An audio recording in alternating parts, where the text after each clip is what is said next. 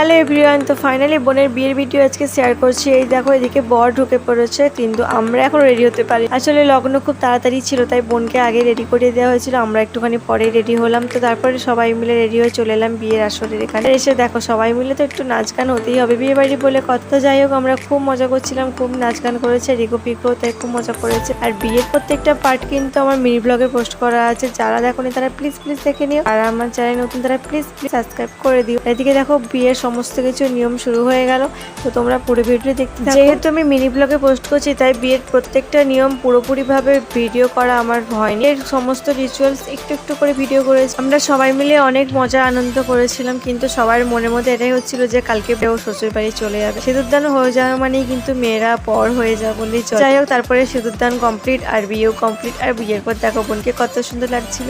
তো আজকে ভিডিওটাই পর্যন্ত, আজকে মতো টাটা।